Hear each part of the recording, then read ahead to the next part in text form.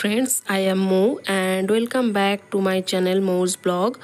আশা করি সবাই ভালোই আছো. I have shared a video of our Darjeeling trip before few days and you will get that link at my description box. আজকে আমি দার্জিলিং ট্রিপের আর একটা এপিসোড নিয়ে চলে এসেছি. So let's start the video. আমরা যতদিন এসেছি ততদিনই বৃষ্টির জন্য খানিকটা হলেও সাফার করেছি, কিন্তু আমাদের মতো ভ্রমণ পিপাসুদের জন্য বৃষ্টিটা যেন কোনো ব্যাপারই না.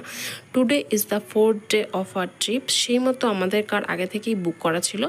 আজকে আমাদের ডেস্টিনেশন ইজ রক গার্ডেন, ঘুম মনাস্ট্রি অ্যান্ড বাতাসেলু.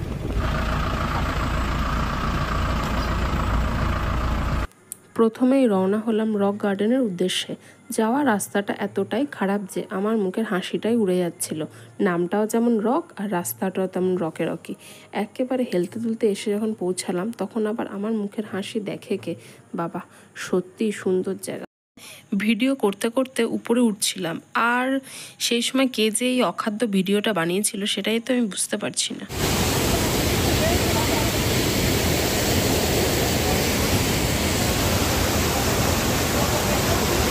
কেমন লাগছে? ভালো লাগে. রক গার্ডেনে এসে ঠান্ডা লাগছে কি না, মেঘ একদম ক্লিয়ার আছে প্রায় মনে হচ্ছে না, একটা ভিজিবিলিটি অনেকটা বেশি আছে. রক গার্ডেনে মেনলি একটা ওয়াটারফল আছে, আর সেটাই চাক্ষুষ দেখতে সবাই যায়. বর্ষাকালে পাহাড়ি ঢালু রাস্তাগুলো সব স্লিপারি থাকে, কিন্তু অন্যমনস্ক হয়ে উঠলে পড়ে যাওয়ার সম্ভাবনা থাকে. আর বর্ষাকাল যেহেতু ঝর্ণার জলের বেগও অনেক বেশি থাকে.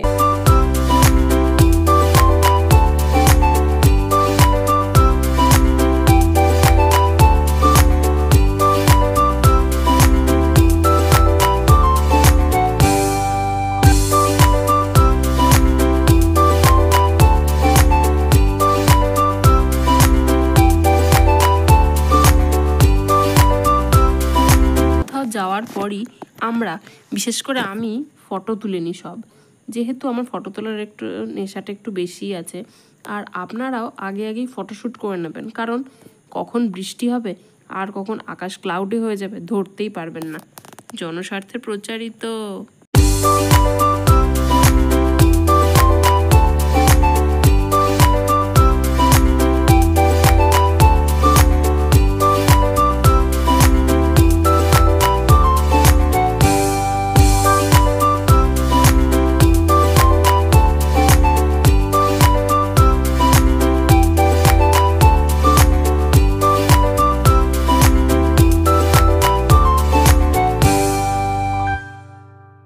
উঁচু নিচু আঁকাবাঁকা রাস্তা ধরে খুব সুন্দর সাজানো বাগান আর ফুলের গাছ দেখে আমার তো আনন্দ যেন দ্বিগুণ হয়ে গেল. সবাই দেখো কত সুন্দর হোয়াইট কাঠগোলাপ ফুল ফুটে রয়েছে, দেখতে কত মিষ্টি লাগছে, তাই না? এই পথ যদি না শেষ হয় তবে কেমন হতো তুমি বলো তো, তুমি বলো. সবার শেষে সবচেয়ে ছোট সদস্যের কীর্তি ক্যামেরা বন্দি করতেও ভুল হলো না. একটা চশমা পরে আর একটা শশা নিয়ে দেখো কেমন পোজ দিচ্ছে. রক গার্ডেনে ফটো আমরা তুলে নিয়ে বেরিয়ে গেলাম. 2-3 ঘন্টা সেখানে থাকলেই এনাফ. রিটার্ন যাওয়ার পথে মাঝখানেই দেখে নিলাম রয়্যাল টি এস্টেট. ভেবেছিলাম তেমনি টি গার্ডেন যাব, যেখানে ম্যাক্সিমাম ট্যুরিস্ট ঘুরতে যায়, বাট বৃষ্টির জন্য ওখানে যেতে পারলাম না. কিন্তু এসে দেখলাম এই জায়গাটা মন্দ নয়, বেশ ভালোই. কিন্তু চা বাগানের মাঝখানে ফটোশ্যুট করার জন্য এই জায়গাটাও একদম পারফেক্ট লাগলো আমার.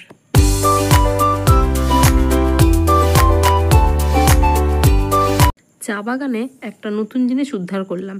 চা পাতাতেও যে কুঁড়ি ফুল এগুলো হয় সেটা আমার জানা ছিল না.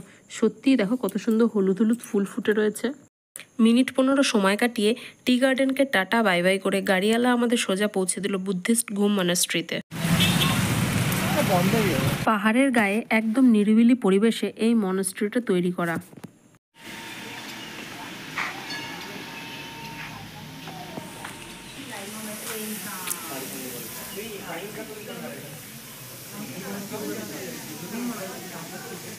চলো এবার সরাসরি মন্দিরের ভিতরে ঢুকি. মন্দিরের ভিতরটা সবসময় অনেক সাইলেন্ট থাকে. এখানে ডেকোরেশনটা দেখতেই পাচ্ছ, কত সুন্দর, ভীষণ সুন্দর লাগছে। আর পুরোটাই প্রায় সাইলেন্ট, মানে কেউ কথা বলছে না এখানে। ইনি হলেন ভগবান লাফিং বুদ্ধা। বেশি সময় না কাটিয়ে বেরিয়ে পড়লাম আর গিয়ে দেখতে পেলাম এই ডিজেল ইঞ্জিনের টয় ট্রেন।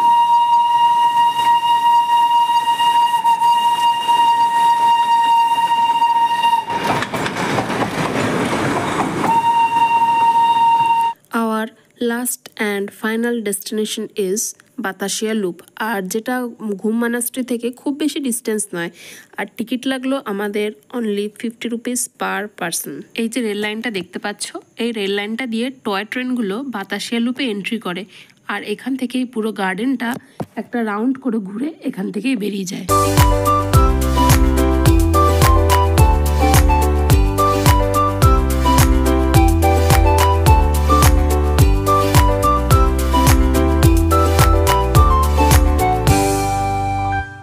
এখানকার মেন অ্যাট্রাকশনটা হচ্ছে আই লাভ দার্জিলিংয়ের এমব্লেমটা, দেখতে খুব ভালোই লাগে।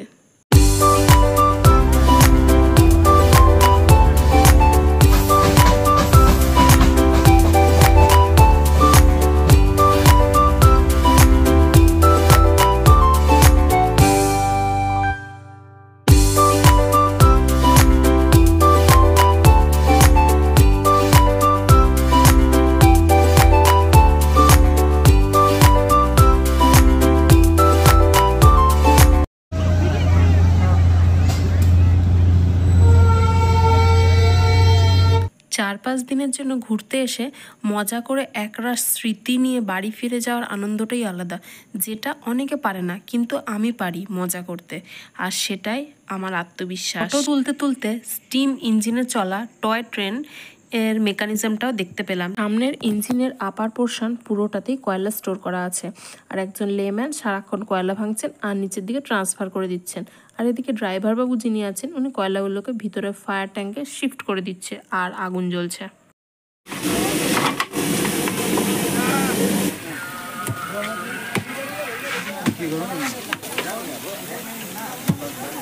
এখন সময় বিকেল 6টা, আর আমরা সবাই মিলে পৌঁছে গেলাম দার্জিলিংয়ের বিখ্যাত মহাকাল রেস্টুরেন্টে for dinner. This is rice thali, আর সাথে ছিল 5-6 রকমের সবজি, রসগোল্লা আর আনলিমিটেড পাঁপড়। খাবারের টেস্ট মোটামুটি ভালোই ছিল, কিন্তু আমার একটু ঝাল ঝাল লাগছিল।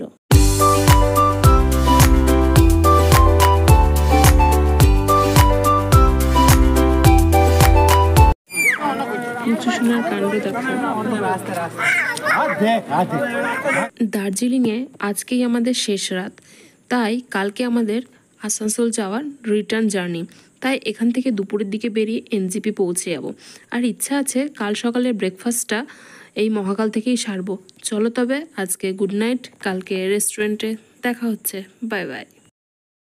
Very good morning to everyone. আমরা চলে এসেছি মহাকালী ব্রেকফাস্টের জন্য।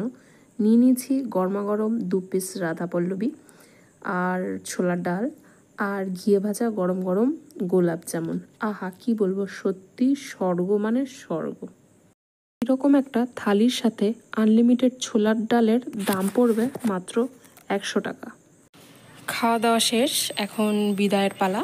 বেরিয়ে পড়লাম একটা শেয়ার ট্যাক্সি ধরে এনজেপির উদ্দেশ্যে। মাঝে ঘুম স্টেশনটাও এক ঝলক দেখে নিলাম।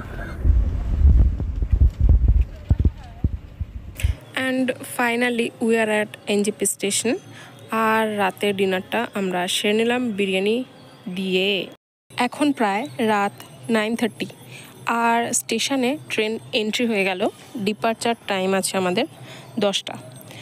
যে ট্রেনে করে আমরা এনজেপি এসেছিলাম তার থেকে এই ট্রেনটা দেখলাম বেশ ক্লিন। চলো তবে অ্যাট এ গ্ল্যান্স দেখে নিই এসি 3 টায়ার কীরকম দেখতে হয়। যারা আগে গেছো তাদের জন্য তো কোনো ব্যাপার না, তারা দেখেইছো। যারা মানে নতুন ঘুরতে চাইছো বা এনজেপি এসি ট্রেনে করে যেতে চাইছো, তাদের জন্য এইটা।